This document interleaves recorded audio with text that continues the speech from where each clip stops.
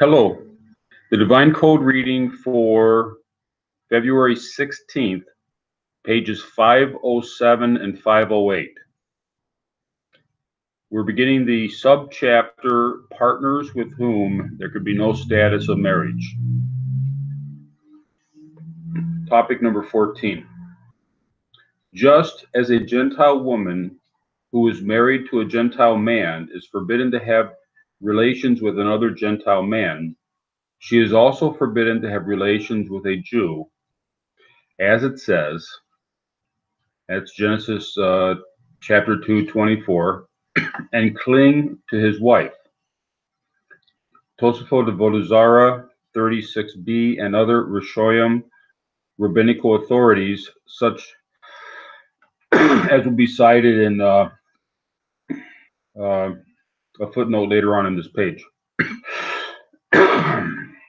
which implies that just as a man's clinging should only be with his wife, so too a woman's clinging should only be to her husband, as explained in the beginning of this unit.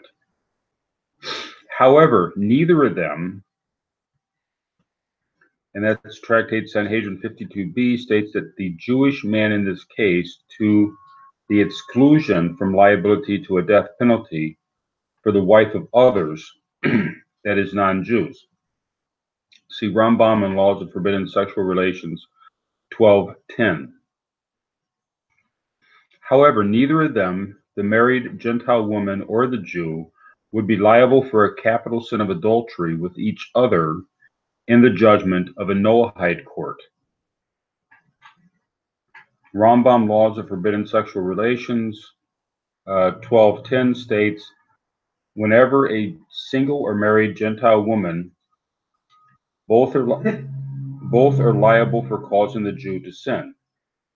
This implies that she is not liable for the prohibition of adultery within the Noahide code.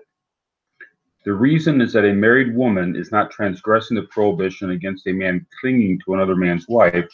She is not able to become a Jew's wife according to Torah law.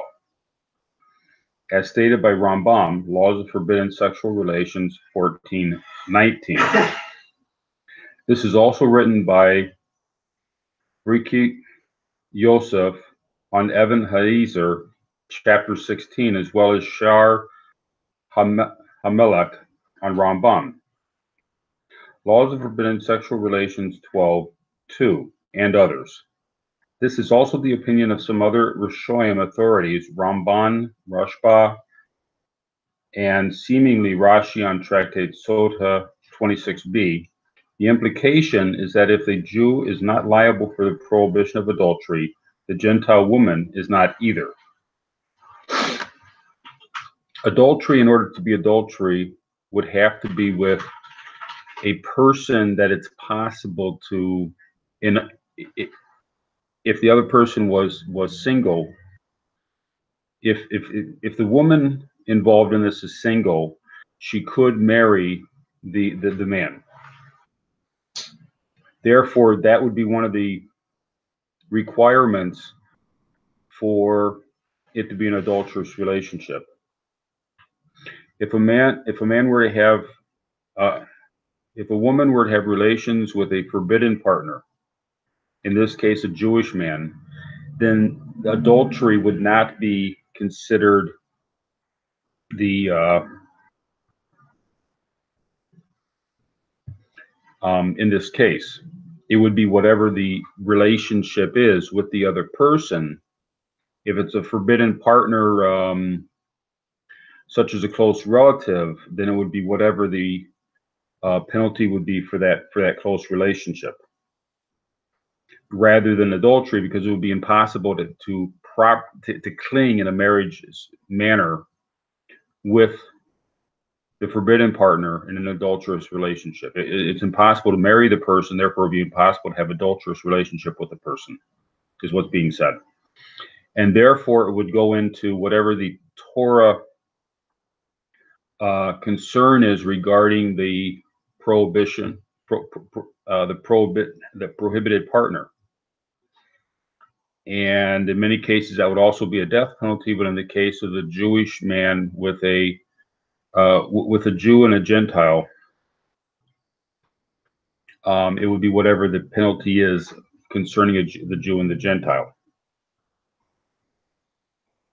However, Ron on Sanhedrin 56b writes that she is liable for adultery in the judgment of a Noahide court. This appears to be the opinion of Tosafot, Sanhedrin 52b, and Tractate Kedushim 21b, Avodah Zarah 36b. Ravad, cited by Rashba in Kedushim 13b, Sefer Mitzvot Gadol, Negative Commandment 103, and Tosafot Harosh on Tractate Sanhedrin and Kedushim, who say that a Jew transgresses his positive commandment to cling to his wife and not to the wife of another man. And they would say that the Gentile woman would likewise be liable also, because she is transgressing her command, which carries the liability of capital punishment. See Minhag Kino Commandment 35, Section 12. Therefore, according to these other opinions, it would be an adulterous affair because they're committing the act that's referred to as clinging.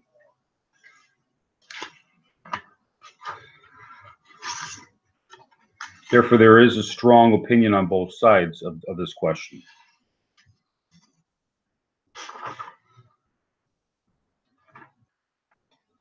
But the final ruling, according to the divine code, is that they would not be liable for the capital sin of adultery. It would be rather whatever the liability would be in a Jewish court regarding this relationship. Topic number 15. There is no status of marriage in a relationship with a forbidden relative, such as a man who lives with a domestic partner and his mother.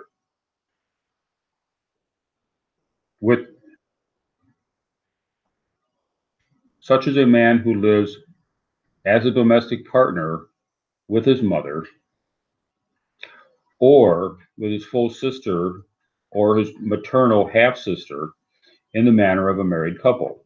The same applies to a man who lives as a domestic partner with a woman who was his father's wife after she was widowed or divorced from her father. If another man cohabits with one of these women during the relationship with a forbidden partner, the other man is not liable for adultery. So because if there's a forbidden relationship and they're living together seemingly married, but because it's a forbidden relationship, it's impossible to have it as a marriage, as a proper marriage, and therefore adultery would not be a factor. If there was a otherwise adulterous relationship, it would not be considered adultery because it's not considered a marriage. Parshas Devorim, page 19, discusses whether there can be a status of marriage with a forbidden relation, and he comes to the conclusion that acquisition can't exist when based on a prohibition. However, according to the opinion of Rambam, that Gentiles do not have the status of acquisition in marriage, but rather just the act of marriage, it must be clarified whether marriage can exist with a forbidden partner. Seemingly, the verse which forbids certain relations for Gentiles, therefore a man shall leave his father and his mother and cling to his wife, implies that a woman who can fall under the category of clinging cannot fall under the category of required leaving, or vice versa. And therefore a man who would be liable for adultery would not be liable for adultery for cohabiting with her. That is, the mother residing in marriage relationship with her son, or a sister with her brother, since these partners are not married, as written in Kadashi David on Tosafot and Tractate of Avodah. One could either reason that marriage depends solely on the consent of both partners, which exists here even though they are forbidden to each other, or that it must also conform to society's definition of consent of marriage. And in doing so, their personal consent is nullified before the view of the rest of the world. The practical outcome would apply if one lives in a marriage relationship with a full sister, or if a mother with her daughter, which are not acceptable marriages, as was explained in chapter 1. Does this give them the status of marriage, and thus another man who cohabits with the woman is liable for adultery, or she does not have the status of marriage, and the man is exempt?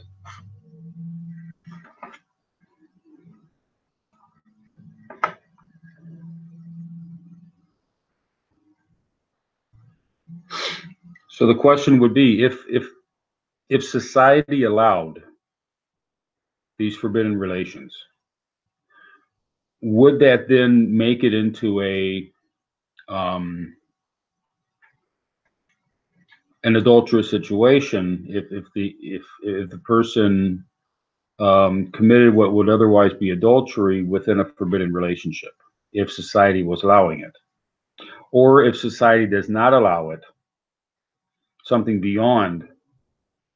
If society, for example, did not allow first cousins to marry, and according to Torah law, it would be permitted. But because society does not allow it, would that be considered a marriage if they were otherwise to be considered married, but society does not allow it? Would that be considered a situation where an adulterous relationship could occur?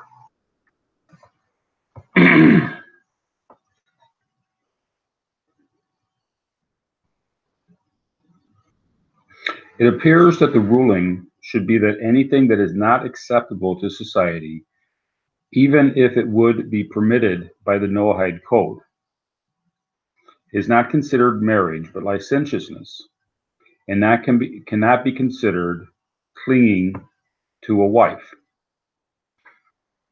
So if a person is living in a society which does not permit first cousins to marry, and they live together as a married couple, they would not be considered married according to what's being said in the divine code. They're living in a licentious relationship rather than a marriage relationship. Rabbi Zalman Nehemiah Goldberg holds that it is not correct to make a new decision to rule that their consent is nullified before the view of the rest of the world. Even so, he reasons that if a marriage was not legally documented with another man, then another man would not be liable for committing adultery with the wife. The author supports this view by noting that the designated slave woman cannot receive a status of full marriage with the slave until the marriage is publicly known and hence accepted. From then on, the relationships are considered mere licentiousness in the eye of society. And that was, I believe, yesterday's reading, or either yesterday or the day before's reading. So, in the case of marriage, it has to be something that can be publicly accepted. And if a society does not accept, for example, if the society does not accept people just living together under marriage, and it's not considered marriage within society, then it's possible that would not be considered a marriage, even under Noahide law. That it has to be something that will be publicly accepted.